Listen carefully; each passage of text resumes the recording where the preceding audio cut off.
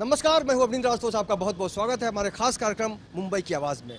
मुंबई देश की आर्थिक राजधानी कही जाती है, लेकिन अगर हम मुंबई की चमक दमक की बात करें, अगर हम शॉपिंग मॉल की बात करें, तो जाहिर सी बात है हर चमक दमक के पीछे की एक कहानी होती है। आज हम उसी कहानी के बारे में आपको बताएंगे कि व्यापारी जो मुंबई को एक गति प्रदान करते हैं अपने बिजनेस के जरिए, सरकार को भी फायदा पहुंचाते हैं राजस्व के चलते, टैक्स के चलते। लेकिन अगर हम गोरेगांव वेस्ट की बात करें तो ये बहुत ही चर्चित सिटी सेंटर है और यहाँ पर बहुत सारी दुकानें हैं जिसमें मुंबईकरों की सेवा के लिए बहुत कुछ उपलब्ध है।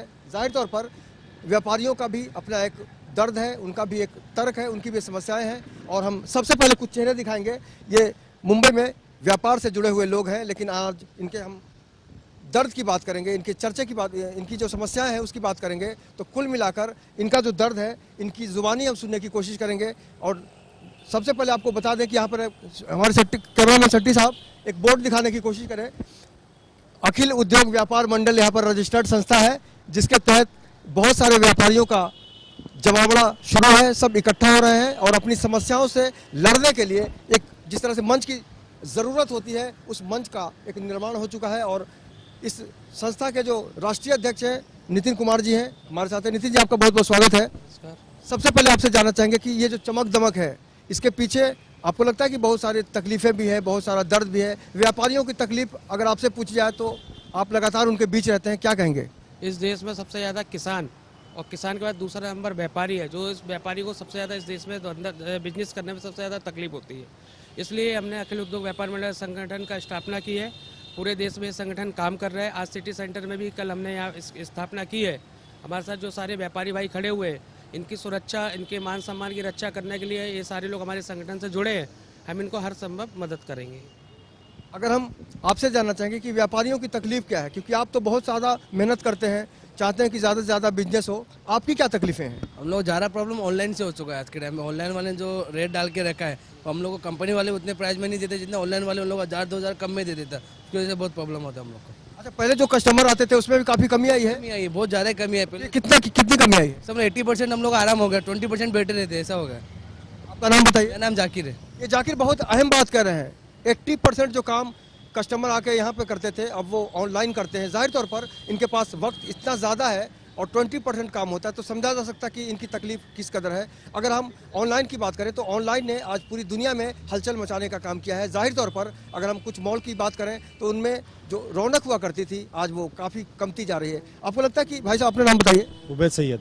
सैयद साहब, भाई ये बताइए कि अभी जो चमक दमक के पीछे जो सन्नाटा है, उसके पीछे क्या वजह मानते हैं आप? मेजर प्रॉब्लम तो ऑनलाइन की वजह से ही हो रहा है। सब में बड़ा प्रॉब्लम जो व्यापारियों को हो रहा है, हम लोगों को, खासतौर पर मोबाइल वाले लोग को, वो ऑनलाइन की वजह से ही हो रहा है। सब में बड़ा मेजर प्रॉब्लम वही है। और उसके अलावा बहुत सारी दिक्कतें हैं। नितिन भाई के साथ हम लोग जुड़े हैं, तो नितिन भाई हमारी सहायता करेंगे, कुछ सहयोग से कुछ करेंगे, यही अपेक्षा हम लोग करते हैं। लेकिन पिछले दिनों एक नारा बहुत चमका था इंडिया में, अच्छे दिन आएंगे। अच्छे दिन तो कहीं दूर दूर तक दिखाई नहीं दे रहे हैं, सिर्फ बुरे ही बुरे दिन दिखाई दे रहे हैं, बस और कुछ नहीं।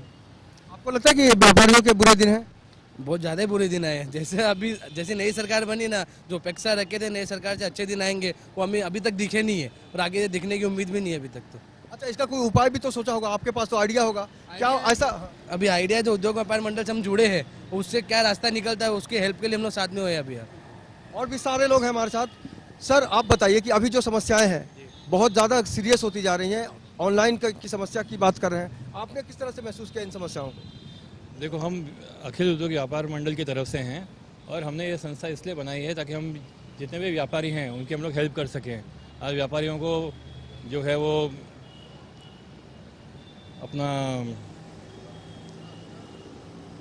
सुरक्षा की बात होती है। आज उनको जो अपना गुमास्ता लाइसेंस में तकलीफ़ें आती है। आज वन शॉप जो विंडो होती है कि उनको वहाँ पे जो टेक्निकली उनको जो प्रॉब्लम्स आती है, ग्लिचेस आती हैं, वहाँ पे उन लोग अटकते हैं। और दूसरी बात होती है कि जो इनका जो अंडरवर्ल्ड से जो थ्रेट्स आती हैं, जो काम करने में जो दिक्कतें आती हैं सोसाइटी की तरफ से, कि जो मॉल्स की तरफ से, उनके लिए हम यहाँ पे उनकी सहायता करने के लिए हमने जुड़े हैं। पुलिस से भी कोई शिकायत है आपको? पुलिस से हमें कोई शिकायत नहीं है। लेकिन अक्सर हमने व्यापारियों के मुंह से सुना है कि बहुत सारी शिकायतें होती हैं। आपको क्या कहना है, पुलिस की भूमिका के बारे में क्या कहेंगे नितिन जी? देखिए, मुंबई जो पुलिस है वो सबसे ज़्यादा व्यापारियों को निशाना बनाती है, चाहे वो मोबाइल की दुकान रहने दो या ज्वेलर्स की दुकान रहने दो, क्योंकि रात दिन 24 घंटे में 18 घंटे हम लोगों का यही काम है व्यापारियों की सेवा करना। पुलिस क्या करती है कि कोई ज्वेलर्स वाला व्यापारी है, वो ज्वेलर्स बासी, न्यू बॉम्बे या थाने से वो पुलिस वाले किसी खबरी को लेके आते हैं और बोलते हैं कि 250 ग्राम सोना हमने यहाँ पे बेचा है ज्वेलर्स की दुकान पे।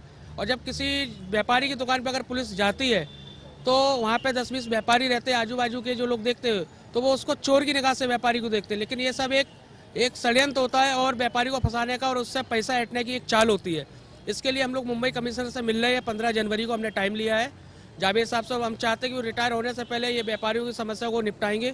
हमने ये मांग रखी है कि कोई भी हमारा व्यापारी, अगर आपके पास शिकायत है, मैं मानता हूँ 20% व्यापारी गलत हो सकता है, 80% व्यापारी सही है, लेकिन वो 20% के चक्कर में 80% के जो लोग पिसते हैं उनके लिए हम लोगों ने मांग की है कि अगर किसी पुलिस स्टेशन में मेरे व्यापारी की कोई भी शिकायत है तो उसके लिए सबसे पहले आप 48 आवर्स का उसको नोटिस भेजें, जिससे कि वो पुलिस स्टेशन में आके अपनी सफाई दे। और अगर आपको लगता है कि वो नहीं आ रहा है तो आप उसके ऊपर कार्रवाई करें। आप डायरेक्ट किसी भी जो व्यापारी है उसकी दुकान पे आप डायरेक्ट जाते हो, उससे काफ़ी तकलीफा होती है और जो व्यापार करने उसके व्यापार का जो धंधा है वो भी चौपट होता है। अगर हम गुमास्ता लाइसेंस की बात करें, उसमें किस तरह की समस्याएं आ रही हैं आज की तारीख में? क्योंकि बीएमसी का भी अपना एक रूल होता है। क्या आपको लगता है कि बीएमसी के अधिकारी जो है वो कोऑपरेट करते हैं आपको? बहुत ज़्यादा। अगर हम लोग के पास जो भी कंप्लेंट ले गए थे गुमास्ता लाइसेंस के लिए, वो कल परसों में हम लोग को वो ज़्यादा टाइम लेते हैं, जिसकी वजह से हम लोग गुमास्ता लाइसेंस बनाने में वो ज़्यादा प्रॉब्लम आ ही जाता है। प्रॉब्लम हल नहीं निकल रहा कोई चीज़ का। प्रॉब्लम तो बहुत है, व्यापारी लोग की बहुत प्रॉब्लम है, 100% प्रॉब्लम बोली जा सकती है, लेकिन उसका हल अभी तक कुछ नहीं निकला अभी हम लोग का। वो अब क्या बताएं अभी इसके। आप युवा हैं, आपने अगर हम परेशानियों की बात सुनी होगी, क्योंकि मुंबई देश की आर्थिक राजधानी है, व्यापारियों का अपना एक योगदान है। क्यों परेशान है व्यापारी, आप क्या सोचते हैं? अपना नाम बताइए। सबसे पहला मैं अपना नाम बताऊंगा, मोहसिन वोरा नाम है मेरा। मैं भी खुद मेरे मॉल में दुकान कैरी करता हूँ, मेरा खुद का है। हमारी लड़ाई ऑनलाइन के खिलाफ है। उन्हें क्या डेली एक्सपेंसेस नहीं रहते, हम यहाँ पे भाड़ा भरते, रेंट भरते, हमारा लाइट का बिल, इलेक्ट्रिसिटी बिल, बहुत सारे एक्सपेंसेस हमें फेवर करना पड़ता है। वो चीज़ एक्सपेंसिव वो बैर नहीं करते। ऑनलाइन वालों को क्या, सिर्फ माल बेचा भूल गया, उसके बाद में कस्टमर को स्क्रैच गार्ड लगाना होता है, ग्लास स्क्रैच गार्ड लगाना होता है, कुछ भी होता है, एसेसरीज जो भी है वो हमारी दुकान पे आके लगती है। कस्टमर ऑनलाइन से फ़ोन खरीदता है, स्क्रैच गार्ड लगाना हमारे पास आता है। हाँ, बोलता हमने तुम्हारा सैमसंग का फ़ोन खरीदा। अरे भाई, हम किसी भी ब्रांड का फ़ोन खरीदा, हम क्यों आपको सेवा दें? ऑनलाइन वाले से जाके लगवा लो। वजह से बहुत सारी दिक्कतें होती है। सेकंड चीज़, उन्हें कोई एक्सपेंसेस नहीं होते, उन्हें ना लाइट का बिल भरना, उनको तो क्या कंप्यूटर पे डेटा बैकअप डाल दिया, खत्म किया, कस्टमर ने से फ़ोन खरीद लिया। अब ऐसा चीज़ ये होता है कि 30 डेज़ की रिप्लेसमेंट वारंटी दे देते हैं, जाके दूसरे कोई ब्रांड में से मिलता नहीं है, कोई भी ब्रांड नहीं रहता है। उन्हें क्या 30 डेज़ का रिप्लेसमेंट गारंटी रहता है, ताकि वो कस्टमर वहाँ से खींच ले। हमें वॉकिंग्स नहीं मिलती है। कस्टमर की एंट्री होगी तो ही तो हम फ़ोन बेचेंगे, वरना तो हमारा व्यापार होगा नहीं। हमारे जेब के भाड़े भरते हैं, हमारे डेली एक्सपेंसेस होते हैं, लाइट का भाड़ा, छोकरी की पगार, सारी चीज़ें हमें देखना पड़ता है। ये सारी चीज़ें एक्सपेंसेस ऑनलाइन को नहीं देखना पड़ता है। ये अगर हम सुरक्षा की बात करें तो क्या आपको लगता है कि आप सुरक्षित हैं या वहाँ भी कुछ ना कुछ कमी महसूस करते हैं? कमी इन सेंस ऐसा होता है कि हमें कस्टमर फेस नहीं कर पाते। कस्टमर क्या, घर पे बैठा कंप्यूटर से ऑनलाइन गया, जाके उसने फ़ोन खरीद लिया। दिक्कतें हमें ये आती है कि कस्टमर हमारे पास पहुँचता ही नहीं है। ऑनलाइन से फ़ोन खरीदा, सर्विसेज हमारे लेने पास आता है, भाई इसमें ये डाउनलोड नहीं हो रहा, वो डाउनलोड नहीं हो रहा, डाउनलोडिंग हम करते हैं, ऑनलाइन वाला कोई सर्विस देता नहीं है और कस्टमर वहीं से खींचा चले जाता है। वो 200-500 कम में फ़ोन बेच डालता है, 200-500 को ज़्यादा कि कस्टमर हमारे पास आता ही नहीं है, कस्टमर हमारे तक पहुँचता ही नहीं है। कस्टमर अगर किसी दुकान तक नहीं पहुंचता है तो दुकानदार की जो तकलीफ है बखूबी समझी जा सकती है। लेकिन अगर हम सरकारी इच्छा शक्ति की बात करें तो बहुत सारे विभाग बनाए हुए हैं, समन्वय समिति बनाई गई है। नितिन जी, आपको लगता है कि वाकई अब व्यापारियों के और सरकार के बीच एक ऐसा मंच बनना चाहिए जिसमें व्यापारियों की समस्याओं पर खुलकर चर्चा हो? ये जो मंच अखिल उद्योग व्यापार मंडल जो बना है, ये व्यापारी और सरकार के बीच और अधिकारी के बीच में हमने बनाया है, क्योंकि हम चाहते हैं कि हम जितने अधिकारी और व्यापारी और अधिकारी एक दोनों साथ में रहेंगे उतना व्यापारी को समस्या बहुत कम होगी। इसलिए ये संगठन का हम लोगों ने यहाँ पर हम लोगों ने आयोजन किया है। और जो आपने गुमस्ता वाला मसला उठाया था, मुंबई के अंदर 1 लाख गुमस्ता लाइसेंस ऐसे ही पड़े हुए हैं व्यापारियों के। इसमें 2 चीज़ें हैं, एक तो बीएमसी का नुकसान हो रहा है क्योंकि 1680 रुपये में एक लाइसेंस बनता है। आज 6-6, 8-8 महीने हो गए व्यापारियों को, व्यापारियों ने एप्लीकेशन किया हुआ है लेकिन उनको अभी तक गुमस्ता लाइसेंस नहीं मिले हैं। जो गुमस्ता लाइसेंस के जो अधिकारी लोग हैं वो रिश्वत लेने के चक्कर में कभी सर्वे करने आते नहीं, कुछ करने आते नहीं। वो चाहते कि व्यापारी उनकी टेबल पे आए, 2-5 हज़ार रुपये दे और लाइसेंस बने। तो 15 जनवरी को हम लोगों ने एक मांग रखी है, मेयर का टाइम मिला है मुझे, कि हम लोग मुंबई के अंदर जो 1 लाख लाइसेंस हैं वो हम लोग व्यापार मंडल की तरफ से मांग की है कि 1 लाख लाइसेंस को 15 दिन के अंदर निपटाना चाहिए, या जो नहीं बनने वाले उनको निरस्त करना चाहिए। और 20 जनवरी से जो मुंबई के अंदर व्यापारी लोग लाइसेंस के लिए इशू करेंगे उसको 10 दिन के अंदर ऑनलाइन देना चाहिए। ऐसी मुंबई मेयर के साथ हमारी बैठक है, उन्होंने 15 तारीख का टाइम दिया। तो मुंबई कमिश्नर और मुंबई मेयर को हम लोग 15 तारीख को मिलकर इस समस्या से समाधान करने की कोशिश करेंगे व्यापारियों के लिए। अगर हम रिश्वत की बात करें तो रिश्वत की राशि क्या होती है, कितनी राशि मांगते हैं वो? देखिए वो व्यापारी को देखता है, अगर गोल्ड का व्यापारी है तो 5,000 भी मांग लेते हैं, मानो कोई उसका डॉक्यूमेंट्स नहीं है तो 10,000 भी मांग लेते हैं। रिश्वत की कोई नहीं, वो कोई 500 में भी काम कर देता है, लेकिन उनको पैसा टेबल पे चाहिए और व्यापारी अपनी दुकान से कम टाइम निकाल सकता है, इसलिए वो ज़्यादा उसके पीछे भागता नहीं है। इसलिए मैंने अपने मुंबई के व्यापारी जो हमारे मेंबर है, हमने उनको बोला अगर आपको गुमस्ता लाइसेंस चाहिए तो हमारी संस्था के द्वारा आइए, हम उसका आपको फॉर्म भराएंगे, हमारे लोग जाके बीएमसी में सबमिट करेंगे और हम उसको फॉलो करेंगे। हम चाहते हैं जो व्यापारी हमारे साथ जुड़े हम उसको सुरक्षा दें, उसको पुलिस या बीएमसी या गुंडे लोग जो भी लोग उनको उत्पीड़न करते हैं उनसे उनको बचाएं। रिस्पॉन्स कैसा मिल रहा है व्यापारियों की तरफ से आपको? बहुत अच्छा मिल रहा है और सारे काफ़ी लोग जुड़ रहे हैं और जो उनकी समस्या है उनको भी हम लोग रोज़ रात दिन निपटा रहे हैं और हम काम करने में अच्छा लग रहा है हम लोगों को। यानी ऑप्शन बहुत है, ज़रूरत है कि अपनी इच्छा शक्ति को आप प्रवाहित कीजिए, बढ़ाइए और दिखाइए कि वाकई हम आपके लिए काम करना चाहते हैं। और जाहिर तौर पर बहुत सारे लोग हैं जिनके चेहरे बता रहे हैं कि वो खुश नहीं हैं। आप खुश हैं क्या अपने इस धंधे से? क्योंकि लगातार ये बात हो रही है कि ऑनलाइन है या फिर गुमास्ता है, बहुत सारी समस्याएं हैं, लेकिन लोगों को लगता है मॉल है, मॉल में काम करते हैं, बहुत माल कमाते होंगे। ये तो बहुत गलत सोच है लोगों की। हमारा बिजनेस पे आज जो इफ़ेक्ट हुआ है ये हम लोग ही जानते हैं और ऑनलाइन आने की वजह से लोगों के अंदर भी इतनी खलबली मची है, उनके साथ फ्रॉड हो रहे हैं। जैसे कि आप जानते हो कि फ़ोन के कॉपी फ़ोन्स आ गए हैं। ऑनलाइन पे अक्सर ये होता है लोग कम भाव देखने के बाद कॉपी फ़ोन लेके आ जाते हैं, उसके बाद जब वो रिटर्न करने के इतने प्रोसीजर होते हैं कि वो फ़ोन रिटर्न नहीं कर पाता है। ये रिटेल शॉपिंग से लोगों को ये फ़ायदा होता है कि कोई भी चीज़ में उनको दिक्कत आती है, ऑन द स्पॉट रिटेलर सामने होता है, ऑन द स्पॉट इशू उनकी सेटल हो जाती है, सॉल्व हो जाती है। तो ये ऑनलाइन शॉपिंग जितने लोग भी कर रहे हैं, हमारे पास भी कस्टमर्स आके कंप्लेंट करते हैं कि ऑनलाइन शॉपिंग किए थे, ये लिए वो लिए, लेकिन इसमें ये प्रॉब्लम हो गई और जब हम फ़ोन देखते हैं तो कॉपी फ़ोन होता है। तो ऑनलाइन में बहुत सारे फ्रॉड हो रहे हैं जिसकी वजह से कस्टमर्स भी ना खुश है, हमारे जैसे रिटेलर्स भी इसलिए ना खुश है क्योंकि उन लोग हम लोग के रेट से कम रेट में वहाँ बेच रहे हैं, क्योंकि उनको कोई एक्सपेंस नहीं है, शॉप का मेंटेनेंस नहीं है, सैलरी नहीं देना किसी की, उनकी ऑनलाइन शॉपिंग बहुत इजी होती है। पिछले दिनों ऑनलाइन शॉपिंग के जरिए एक महिला ने वसई से ऑर्डर दिया था मोबाइल फ़ोन के लिए, लेकिन जब घर पे पार्सल आया, जो कुरियर आया, उसमें बिस्किट का डब्बा निकला था। इस तरह का भी इस तरह के भी बहुत से धोखे हो चुके हैं। शिकायत तो आपके यहाँ आते हुए लोग हमारे पास लोग ऐसे बहुत से आते हैं कि भाई फ़ोन मंगाए थे उसके बदले घड़ी आ गई, और कोई घड़ी मंगा रहा है उसके बदले लिपस्टिक आ जा रही। तो ये ऑनलाइन फ्रॉड है। ये हम ये चाहते हैं कि ये आपके लेमन न्यूज़ के माध्यम के ज़रिए हम लोगों में ये जागरूकता फैलाना चाहते हैं कि ऑनलाइन शॉपिंग बंद कीजिए, ये सिर्फ फ्रॉड हो रही है। आपको उससे बेटर रहता है रिटेल मार्केट पे जाइए, फिजिकली चीज़ को चेक करने मिलता है, आप चेक करते हो, चेक करने के बाद ठोक बजा के उसका पैसा बार्गेन कर सकते हो, रिटेलर आपसे बार्गेन करता है। ऑनलाइन पे ये सारे ऑप्शन नहीं होते हैं, इसलिए मैं सारे लोगों से रिक्वेस्ट करता हूँ कि ऑनलाइन शॉपिंग बंद किया जाए। आपको लगता है कि ऑनलाइन शॉपिंग से ये जो चमक दमक है शॉपिंग मॉल्स की वो बहुत कम हो गई है? हो गई, ऑब्वियसली बहुत ज़्यादा कम हो गई। ऑनलाइन में क्या होता है, जैसे अलीम भाई ने हमारे बताया कि दाम कम होते हैं मगर चीज़ नकली होती है, डुप्लीकेट चीज़ें बहुत होती है, उसकी वजह से रिटेलर को बहुत सारे प्रॉब्लम्स क्रिएट हो रहे हैं। तो मैं ये चाहता हूँ, लोगों से यही गुजारिश है मेरी, अलीम भाई ने जैसा बताया कि ऑनलाइन शॉपिंग कम कीजिए और रिटेलर लोग से ज़्यादा शॉपिंग कीजिए, तो आपको जेन्युइन और अच्छी चीज़ मिलेगी। और अगर कुछ प्रॉब्लम होती है तो वो आपको सॉल्व भी कर देंगे वो प्रॉब्लम। तो मेरी यही गुजारिश है कि ऑनलाइन शॉपिंग कम कर दीजिए। आप लोग चूंकि नितिन जी से जुड़े हुए हैं, इस समस्याओं को लेकर कभी बातचीत होती है कि भाई हम लोग मिलजुल कर कुछ ऐसा करें जिससे कोई नया रास्ता निकले? अभी हम लोग ज्वाइन किए नितिन भाई को, अभी जो भी प्रॉब्लम रहेगा हम उनके सामने रखेंगे, जो उनसे हो सकता है, जो हम लोग से हो सकता है, हम लोग करेंगे, सबके लिए करना चाहते हैं। और हमारे जितने व्यापारी भाइयों से गुजारिश है, सिटी सेंटर वाले और जितने भी आउटसाइड वाले से हम लोग से आके जुड़े, जो भी प्रॉब्लम हम लोग को बताए, जो भी रहेगा हम लोग सब सामने होकर फेस करेंगे प्रॉब्लम।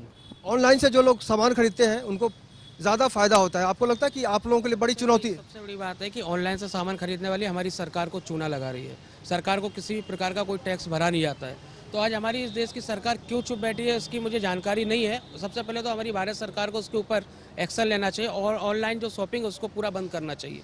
वो कंपनी चाइना, कोरिया किधर से भी रजिस्टर्ड है और ऑनलाइन के माध्यम से वो लोग माल खरीदते हैं, लेकिन हमारी सरकार को कोई टैक्स नहीं। अगर वो लोग व्यापारी से माल खरीदते तो उनको सरकार को हमारी टैक्स भी आता है और जो व्यापारी भाई जो टैक्स भरते हैं, सर्विस टैक्स, उनको भी आराम मिलता है। तो सरकार से मेरी मांग है कि सबसे पहले ऑनलाइन के लिए हम लोग, अगर सरकार नहीं मानेगी तो हम लोग कोर्ट में, न्यायालय में जाके उस ऑनलाइन के खिलाफ में हम लोग काम करेंगे।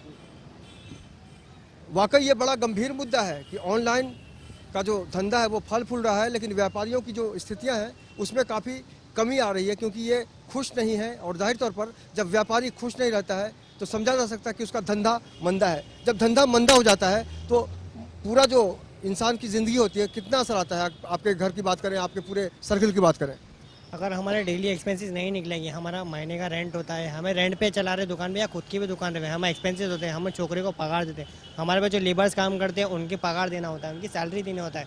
वो सैलरी आदमी कहाँ से लाएगा? वो दुकान वाला कहाँ से बेयर करेगा? हर महीने जाके घर से पैसा ला के आदमी नहीं डाल सकता है। सेकेंड चीज़, ऑनलाइन में जब आदमी फ़ोन खरीदता है उन्हें ना वैट भरना होता है ना सेल्स भरना होता है। वो सेल्स टैक्स भी नहीं बढ़ता है, वैट टैक्स भी नहीं बढ़ता है। और ऐसी किसी भी कस्टमर ने ये चीज़ को नहीं नोटिस किया कि कोई भी दो ऑनलाइन वेबसाइट जो है एक वैट नंबर यूज़ कर रही है। बहुत सारे ऐसा 90% ये होता है कि वैट इंक्लूसिव नहीं होता है, वैट वगैरह सेल्स वगैरह उनको नहीं भरना होता है। हालांकि ये चीज़ सरकार हमारे पास आती है, पूछती है भाई वैट भरा है क्या, सेल्स भरा है क्या, वो सारी चीज़ें हमें दिक्कत आती है। हम वैट भर रहे हैं, सेल्स भर रहे हैं, फिर भी हमारे पास वॉकिंग्स नहीं है, कस्टमर्स नहीं है। ऑनलाइन पे बैठे बैठे सीख लिया, बस आके हमारे पास प्रोडक्ट फिल कर लिया, ख़त्म, हमारा बस वहीं सेल्स रह जाता है। मनोबल पे, आपके मूड पे कितना असर पड़ता है? और इस तरह की स्थितियाँ आप देखते हैं, महसूस करते हैं तो बहुत असर पड़ता है। ये चीज़ पे हमारे धंधे पे असर पड़ता है। धंधा ही नहीं रहेगा तो फिर क्या होगा? फिर ना एक्सपेंस निकला, ना लड़कों की पगार, ना चाय वगैरह का जो है वो नहीं निकलता है। मोदी जी आए थे तो कहते कि व्यापारियों की जो भी तकलीफें हैं दूर होंगी। क्या आपको लगा कि कुछ बदलाव आया है, अच्छे दिन आए हैं या फिर आ सकते हैं? नहीं, अभी तक तो ऐसा कुछ नहीं लग रहा है, ना आसार दिख रहे। अब देखते हैं आगे चल के क्या होता है। आपको लग रहा है कि कुछ बदलाव होना चाहिए, हो रहा है? मोदी जी ने जो कहा था अच्छे दिन आएंगे, वाकई में मैं अप्रिशिएट करता हूँ उनको कि अच्छे दिन तो आ ही गए, 100% आ गए, लेकिन सिर्फ उनके आए। हमारे कब आएंगे ना ये तो अल्लाह को ही पता है। और बस उम्मीद पे दुनिया कायम है, आज भी हम जी रहे कि आज नहीं तो कल अच्छे दिन आएंगे। वही सोच सोच के बिजनेस धकेल रहे, चला रहे किसी भी तरह से। आप क्या सोचते हैं भाई साहब, जब व्यापारियों की समस्याएं सुनते हैं? समस्याओं के बाजार में तो हर कोई खड़ा है, इनकी जो समस्याएं ये है कि आज ऑनलाइन शॉपिंग के जरिए इनके ऊपर असर पड़ा है। आप किस तरह से देखते हैं समस्या को? नहीं, जब से ऑनलाइन चालू हुआ तो धंधा तो एकदम टूट गया। हम लोग मान लो तो कल, क्योंकि पहले जो हम लोग कमाते थे 30 से 40 रुपये कमाते थे, आज हम लोग को 20 निकालना मुश्किल पड़ रहा है। और दुकान का भाड़ा और जो यहाँ के मतलब जो हम लोग रखे स्टॉक में रखे हैं, सारे लोग को देना बहुत मुश्किल हो रहा है आज के डेट में। लोगों को लगता है आप तो बहुत कमाते हैं, हफ्ता मांगने में ले आते होंगे कभी कभी? हाँ, आते भी हैं, उनको भी देना पड़ता है। और हर चीज़ का भाड़ा बढ़ रहा है, महंगाई तो बढ़ रही है ना। हमारा कुछ हो नहीं रहा, हम लोग तो खाली बस जैसे डाल रहे हैं, जो पहले जमा किए हैं अब उसको निकाल रहे हैं, बस यही हो रहा है। तो कुल मिलाकर स्थिति बहुत अच्छी नहीं है। सपनों का शहर है ये, लेकिन यहाँ के सपने लगातार व्यापारियों के टूट रहे हैं। अगर हम इनके फ्रस्ट्रेशन की बात करें, जाहिर तौर पर मानसिकता बहुत बदल गई होगी। देखिए, व्यापारी बहुत बुरी तरह लाचार हो चुका है। अब वो उसने अपना गांव से ज़मीन बेचा, भाड़े कैसे कहाँ से पैसा लाके उसने धंधा तो किया। उसको व्यापारी को लगता था कि हम धंधा इस देश में आराम से कर सकते हैं क्योंकि ये स्वतंत्र देश है, लेकिन आज की तारीख में ऐसा नहीं है। व्यापारी को धंधा करना बोले तो बहुत मुसीबत, सबसे ज़्यादा मुसीबत का सामना उनको करना पड़ रहा है। तो अखिल उद्योग व्यापार मंडल की यही एक सोच है कि एक अच्छी पहल है 2016 की कि 3-4 समस्याएं जो व्यापारियों के सामने सबसे ज़्यादा है उसके लिए हम काम करेंगे। और सबसे अच्छी व्यापार मंडल जो एक मांग की है वो ये है कि जिस तरह से बड़े बड़े आयोग बने हुए, म्हाडा के आयोग हैं, काफ़ी हर डिपार्टमेंट के अंदर एक आयोग बना हुआ है जिससे उनकी शिकायतें सुनी जाती। जो हमारे देश का व्यापारी tax, income tax, service tax भरता है उसके लिए कोई भी आयोग नहीं बना है। तो हम लोग चाहेंगे कि मुख्यमंत्री से मिलकर एक व्यापारी आयोग का गठन होना चाहिए जिससे व्यापारियों की समस्याओं को जल्द से जल्द समाधान होना चाहिए। आपने देखा होगा भी कुछ दिन पहले महिलाओं के लिए मुंबई पुलिस ने बहुत सारी चीज़ें निकाली। मैं महिलाओं का सम्मान करता हूं, लेकिन इस देश के अंदर पुलिस डिपार्टमेंट से लेकर सरकारी जितनी भी मशीनरी है वो व्यापारी के टैक्स पर चलती है, लेकिन व्यापारियों को इस देश पे कोई भी पैसा नहीं बनना चाहिए। मैं चाहता हूं कि जिस हिसाब से महिलाओं की सुरक्षा के लिए निकाला पुलिस ने जो बैन, उसी हिसाब से पुलिस की व्यापारियों की सुरक्षा के लिए भी कुछ बैन निकालना चाहिए, कुछ उनको सरकार को काम करना चाहिए। लेकिन हमारी सरकारें जो हैं, चाहे वो किसी भी स्टेट की रहने दो, वो व्यापारियों के लिए कुछ सोचती नहीं है। लेकिन अखिल उद्योग व्यापार मंडल से लोग जुड़े हैं। मैं आश्वासन आपके चैनल से देना चाहता हूं कि जितना रात दिन हम लोग 24 घंटे काम कर रहे हैं और व्यापारियों की समस्याओं को निपटाने के लिए, व्यापारी की एक समस्या नहीं है, ऑनलाइन की समस्या है, हफ्ता वसूली की है, पुलिस परेशान करती है, बीएमसी परेशान करती है, गुंडे परेशान करते, हर एक समस्या है। तो उससे उनको बचाना, अगर हम इनको बचाएंगे तो हम देश को बचाएंगे। तो हमारी ऐसी एक मांग है और एक सोच है कि हम इनको समर्थन करके और इनकी मदद करेंगे। पहले यूपीए की सरकार थी, अभी एनडीए की सरकार है। जिस तरह से सरकारें बदलती हैं तो उम्मीद भी बदलती है। आपको लगता है कि आपकी उम्मीद में जो बदलाव आना चाहिए था उसमें कुछ हुआ है? हमने उम्मीद तो बहुत रखी थी सरकार से कि जो नई सरकार आएगी कुछ अच्छा होगा, लेकिन कुछ ऑप्शन ही नहीं रखा। अभी हम सोचते रहेंगे कि नई सरकार आ गई कुछ नया कदम उठाएंगी। अभी 1 साल निकल गया, कितने साल हो गए, अभी कुछ तो हम लोग को फायदा कुछ नहीं है। अच्छे दिन है उनके ही, हमारे कुछ भी नहीं अच्छे दिन है अभी तक तो। आपको कभी लगता है कि जो टैक्स चुकाने के नाम पर बहुत सारे व्यापारी डर गए थे, बहुत सारे लोग मुंबई से पलायन करके बाहर चले गए, आपके बीच के जो लोग हैं, क्या इस तरह की भी बात होती है कि मुंबई छोड़ देना चाहिए? हुई थी पहले बात, जैसे एलबीटी के पहले आया था, एलबीटी के बारे में निकाला था इन्फॉर्मेशन, तो वो बोले कि एलबीटी जब लागू हो जाएगी तो हम लोग को कुछ भी नहीं बचेगा, जो था पूरा टैक्स में चला जाएगा। तो जो धंधा था वो भी स्लो पड़ा था। और अभी भी जी अगर कुछ भी टैक्स चालू होता है, कुछ भी होता है, तो जो भी थे राजस्थान से आए व्यापारी जी, तो गुजरात से आए हुए, जो अलग अलग स्टेट में अपने वापस निकलने का सोच के रखा था, जैसे मुंबई को बोला अभी छोड़ दो, अभी यहाँ धंधा नहीं बचा, सब आदमी गुजरात की तरफ सब ऐसे ऐसे भाग रहे हैं। अभी ऐसा ख्याल आप लोगों के मन में भी आता है कि कहीं और चलते हैं? जी, मैं खुद भोपाल में शिफ्ट हो रहा हूँ, मुंबई छोड़ रहा हूँ मैं भी, क्योंकि यहाँ धंधा हो नहीं रहा। मैंने एक दुकान बंद कर चुका, दूसरी बंद कर दिया, और मैं अभी सोचा कि मुंबई छोड़ के भोपाल में शिफ्ट हो जाऊँ। कितना बदलाव आएगा आपके जीवन में?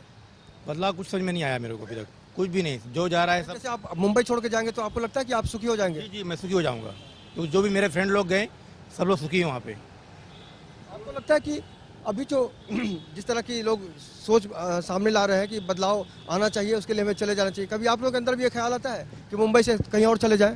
हाँ, डे बाय डे ये ख्याल आ ही रहा है ना, बिजनेस डाउन हो रहा है, डे बाय डे बिजनेस कम ही हो रहा है, बढ़ नहीं रहा। तो यही सोचते हैं कि अब कहीं दूसरा जाते, कहीं दूसरा बिजनेस करते या बॉम्बे ही छोड़ देते, ऐसा ही फीलिंग आ रही है बस। आप क्या कहेंगे? हमारे महीने की जो आमदनी है, अगर वो हमारे एक्सपेंसेस में चले गए तो हम घर पे क्या लेके जाएंगे?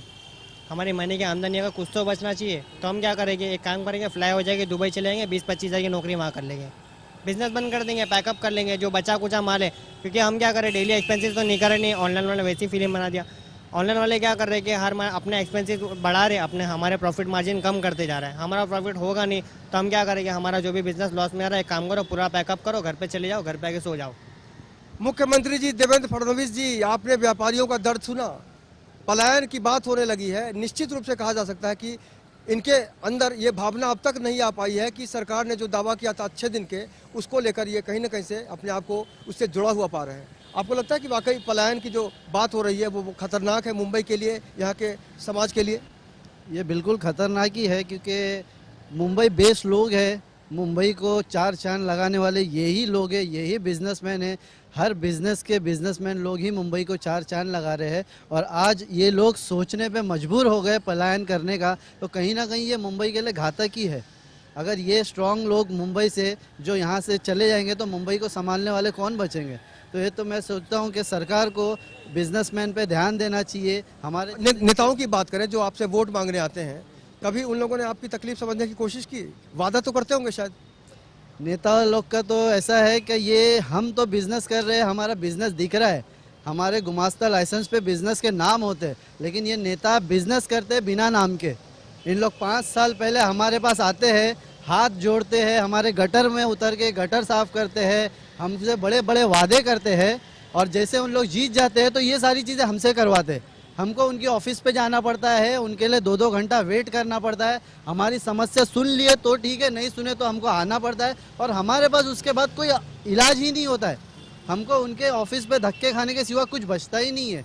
तो ये जो नेता लोग की परंपरा चल रही है, परंपरा में भी सुधार लाने के लिए सरकार कोई चीज़ लानी। बीएमसी और मुख्यमंत्री जी को क्या कहना चाहेंगे आप इस माध्यम से? बीएमसी से यही कहना चाहेंगे कि ये जो हमारे ऊपर जो गुमास्ता के लेट फीस लगाते हैं, और हम पे हर चीज़, हर जैसे बीच में एलबीटी लाया था, तो ये सारी चीज़ें जो रिटेलर पे थोपी जा रही है, ये सारी चीज़ें बंद की जाए, क्योंकि आज रिटेलर की हालत बद से बदतर हो गई है, जो हर कोई जानता है। तो रिटेलर को सुविधा के लिए कुछ नई चीज़ें रिटेलर को प्रोवाइड किया जाए। सरकार से ये गुजारिश करूँगा कि जो छोटे धंधे वाले लोग हैं, रिटेलर लोग हैं, उनके लिए कोई ऐसी स्कीम लाया जाए जिससे रिटेलर भी सुखाल में बॉम्बे में रहने का सोच सके। अगर सरकार और बीएमसी चाह ले तो व्यापारी सुरक्षित हो सकते हैं। हाँ, 100% सरकार और बीएमसी मिलकर अगर रिटेलर का सोच ले कि रिटेलर के लिए कोई सुविधा नहीं लानी चाहिए, तो 100% रिटेलर ये मुंबई में वापस से बस जाएंगे। ये बड़ी अच्छी बात कही इन्होंने। रिटेलर को अगर सुविधा दी जाए तो वो भागने की बात नहीं सोचेंगे। आप कितना दबाव बना पाएंगे इस संस्था की माध्यम से? देखिए, मैं अपने व्यापारियों को बोलना चाहता हूँ कि तुमको कोई राजनीतिक दल या किसी पार्टी में जाने की जरूरत नहीं है। आपका अध्यक्ष खुद सक्षम है और यहाँ से लेकर दिल्ली तक कोई भी काम रहेगा हम करने के लिए तैयार हैं। आप हमारे ऑफिस पे आइए, राइटिंग में एक कंप्लेंट दीजिए, 10 दिन के अंदर उस समस्या को हम लोग समाधान करेंगे। हम सरकार को कोसा है, बीएमसी को कोसा नहीं, हम खुद जिस दिन एक हो जाएंगे तो सरकार और बीएमसी हमारे नीचे खड़ी रहेगी। और सरकार बीएमसी को हम लोग बनाते हैं, जहाँ की जनता और व्यापारी बनाती है, ना कि बीएमसी और सरकार किसी की बनती है। तो मैं ये चाहता हूँ कि हमारे जो व्यापारी वर्ग हैं वो एक छत के नीचे एक हो जाएंगे ना, तो सरकार और बीएमसी को हम लोग झुका सकते हैं और कुछ भी काम अपनी ताकत से करा सकते हैं। यानी आपके सफर में ये तय है कि आने वाले दिनों में मुंबई के सारे व्यापारी एक मंच के नीचे आएंगे? मुंबई के सारे व्यापारी एक मंच के नीचे आएंगे और हमारा संगठन कम से कम 20 से 25 नगर सेवकों को इस बार चुनवा के लाए, वो किसी भी दल से है। लेकिन मैं अपने व्यापारियों को बोलता हूँ, थोड़ा राजनीतिक आप एक्टिव हो जाओ। 2017 में चुनाव है, मैं चाहता हूँ कि अपने व्यापारियों में से 15-20 व्यापारी चुन के आए, जिससे कि महानगर पालिका के अंदर व्यापारियों की आवाज़ उठाने वाला। आज संसद में भी कोई व्यापारियों की आवाज़ उठाने वाला नहीं है, अपने मुंबई महाराष्ट्र विधानसभा के अंदर भी कोई भी नहीं है और मुंबई बीएमसी के अंदर भी नहीं है। तो मैं चाहता हूँ 2017 में कुछ व्यापारी लोग चुनाव इलेक्शन लड़े। और अगला कदम क्या होगा? अगला कदम हम लोग जैसी भी लड़ाई हम लोग लड़ने के लिए तैयार हैं इनके। आप बताइए अगला कदम क्या होगा आपका? जैसे भी अभी जो भी ऑप्शन उठेंगे सामने, हम लोग को जो भी तकलीफ होगी, जो भी प्रॉब्लम होगा, हम सामने होकर मिलके सब फेस करें। सब भाइयों से, सभी व्यापारियों से सब एकजुट होकर सब लड़ो। तो समस्याएं इतनी गंभीर हो गई हैं कि अब सारे व्यापारी ये ठान चुके हैं, मन बना चुके हैं कि वो एक हो जाएंगे और सरकार पर दबाव बनाने की कोशिश करेंगे कि वाकई हमारे अच्छे दिन आना ज़रूरी हो गया है, क्योंकि जो वादे किए जाते हैं उसमें इरादा भी होना चाहिए। क्योंकि अगर सरकार चाहेगी तो जाहिर तौर पर इनकी समस्याओं को लेकर वो अलग रास्ता अख्तियार कर सकती है। लेकिन फिलहाल यही कहा जा सकता है कि मुंबई की चमक दमक में जो अहम भूमिका निभाने वाले व्यापारी हैं, उनकी ज़िंदगी में दर्द का अंधेरा पसरा हुआ है। अगर आपके आसपास भी कोई समस्या है तो आप हमें फ़ोन कर सकते हैं, हम आपकी आवाज़ बनेंगे। आज के इस सफ़र में हमारे कैमरामैन सदानंद शेट्टी के साथ मुझे यानी अवनींद्र आशुतोष को दीजिए इजाज़त। कल फिर मुलाकात होगी किसी अलग इलाके में, किसी अलग समस्या के साथ। तब तक नमस्कार।